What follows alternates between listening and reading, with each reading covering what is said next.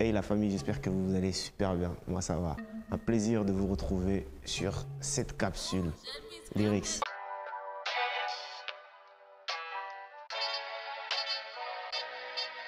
Alors on va revenir sur un son de Corps et Esprit saison 1 qui est toujours disponible sur la chaîne YouTube. D'ailleurs, j'espère que tu t'es déjà abonné. Si tu aimes Jésus, si tu aimes Esdras, tu t'abonnes, tu commentes, tu partages, tu connais déjà la suite. Donc on va revenir sur un son de la saison 1 de Corps et Esprit avec Red Flow. Red Flow. Une artiste vraiment que j'aime beaucoup, que j'ai découvert pendant la première vague du confinement. Comme quoi, ça a eu du positif quand même parce qu'on a pu passer un peu plus de temps sur les réseaux, découvrir la famille en Christ un peu partout. C'est là que je l'ai découvert. Et c'est son tempérament dynamique, sa fougue, sa folie que j'ai aimé parce qu'en fait, elle met tout ça vraiment pour l'œuvre de Dieu et j'ai trouvé ça vraiment ouf. Et dès qu'il y a eu l'occasion de l'inviter, je l'ai invitée, elle passe en studio. Elle avait écrit son texte sur une feuille. Je crois que je n'avais pas vu ça depuis 10 ans. Et franchement, l'ambiance avec l'équipe, ça s'est super bien passé. Elle est rentrée en cabine, super efficace et ça a donné le son que vous pouvez écouter. Si tu veux même les palabres, viens me chercher, tu verras Dieu est capable de sortir même les calages, spirituellement chargé et le calibre. Alors, il faut savoir que quand ce son est sorti, ça a créé de vives réactions. J'ai eu pas mal de DM, de messages, de personnes qui m'ont écrit, qui m'ont dit « Esdras, qu'est-ce qui se passe? Tu parles d'armes, tu parles de violence, qu'est-ce qu'il y a? Tu fais des impacts de balles dans tes clips, qu'est-ce qu'il y a ?» Je vais répondre rapidement, très brièvement. Sachez une chose, c'est qu'à partir du moment où tu fais le choix de donner ta vie à Christ, de devenir chrétien, tu rentres en guerre. Comme ça, c'est clair. Bien sûr qu'on n'a pas à combattre ni contre la chair, ni contre le sang, mais contre les dominations, les esprits mauvais. Vous connaissez la suite. Étant chrétien, on ne peut pas être un peu chaud, un peu froid, tiède. La Bible dit que si tu n'es ni chaud ni froid, Dieu te vomira. Donc il faut vraiment faire un choix, soit le choix de la lumière, soit le choix des ténèbres. Après, c'est des réalités spirituelles qui sont certes dures à entendre, mais c'est des vérités. Et si tu entends ces choses-là, c'est que Dieu a un plan pour toi. C'est que Dieu a un plan pour toi et qu'il t'aime.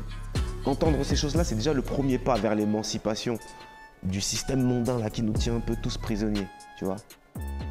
Ce que je veux dire là, c'est pas biblique, hein, mais ça illustre bien le propos. Le savoir est une arme. La musique est un art.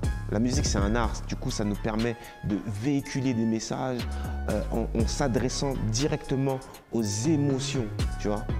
Aux émotions en utilisant des figures de style dans l'écriture, en utilisant aussi des rythmes particuliers ou spécifiques pour exprimer des sentiments, pour exprimer un état d'esprit, tu vois.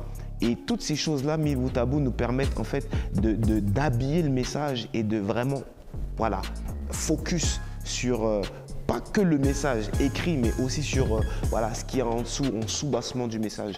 Et nous, étant lévites, on le fait vraiment inspiré par le Saint-Esprit. Je dis ça parce que voilà, utiliser le champ lexical de la guerre, que ça ne choque personne. Vraiment, ne soyez pas choqués. Parce que dans la Bible, je vais vous sortir un verset où l'apôtre Paul, lui, a aussi utilisé le champ lexical de la guerre pour illustrer des réalités spirituelles. Justement, quand il parle de revêtir les armes de Dieu, il dit, voilà, alors il parle de la ceinture de la vérité, de la cuirasse de la justice, du bouclier de la foi, du casque du salut, au pied le zèle. Il parle il y a l'épée qui est la parole de Dieu, tu vois. Donc c'est un champ lexical qui est utilisé vraiment dans le but d'enseigner des réalités spirituelles.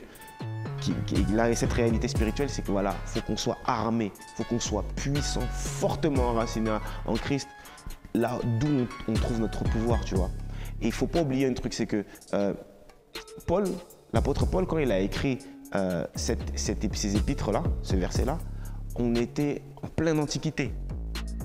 Je pense que si il aurait écrit là de nos jours, il aurait décrit des armes, parce que là, il décrivait l'armure d'un soldat romain. D'accord? S'il aurait été de nos jours, je pense qu'il aurait utilisé des armes plus modernes pour parler voilà, à la population qui est en face de lui pour qu'on le comprenne. Tu vois. Aujourd'hui, ça peut être peut-être abstrait de parler de ceinture de la vérité, de cuirasse, parce qu'aujourd'hui, c'est plus des cuirasses qu'on met, c'est des gilets pare-balles. Aujourd'hui, c'est plus des épées qu'on utilise, c'est plus des pistolets. Donc, utiliser justement ces faits d'actualité-là, c'est une manière d'apporter un message du temps convenable. Mon père qui est pasteur, il me dit souvent qu'un chrétien doit avoir à une main la Bible et dans l'autre le journal. Parce que pour donner un message du temps convenable, tu dois prendre en compte l'époque à laquelle tu te trouves. Et c'est exactement ce que j'ai voulu faire dans cette punchline-là. Donc, je reviens en parlant vraiment du combat qui se passe. La Bible dit que vous êtes le sel de la terre, la lumière du monde. Et un jour, alors que je marchais un soir d'été, mes yeux se sont fixés sur un lampadaire qui brillait de 1000 feux en pleine nuit. Il n'y avait vraiment rien autour, sauf des mouches qui venaient. Au début, elles en avaient 2, 3, 4. Et elles venaient de plus en plus nombreuses, Et elles gravitaient autour de la lumière. Comme si elles voulaient étouffer en fait ce peu de lumière-là qu'il y avait dans un monde complètement ténébreux, tu vois. Et là, le Saint-Esprit m'interpellait, il me disait, mais c'est exactement ce qui se passe dans le monde spirituel.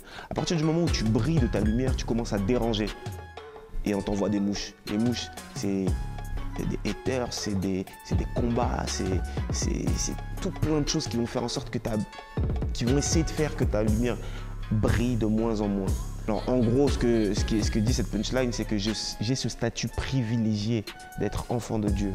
Donc, si tu me touches, c'est papa qui va sortir la grosse artillerie pour te chicoter. Donc, faites très attention. Je suis un danger de mort.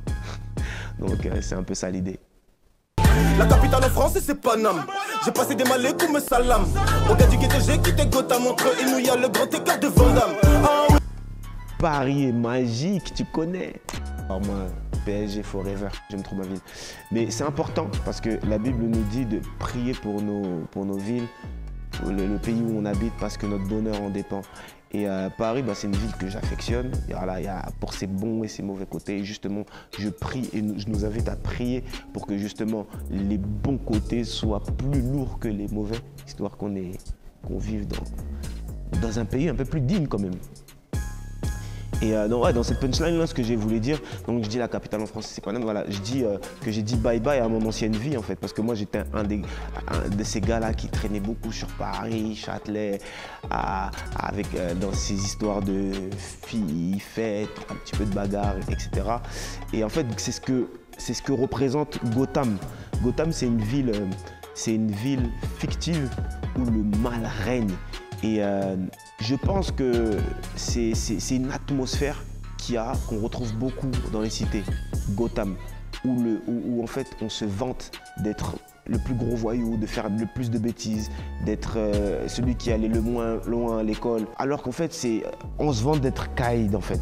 Et voilà, moi j'ai dit bye bye à Gotham, pas par ma force, mais parce que voilà, à un moment j'ai rencontré Dieu et il m'a convaincu en fait, j'ai vu en lui qu'il était la vérité et la vie.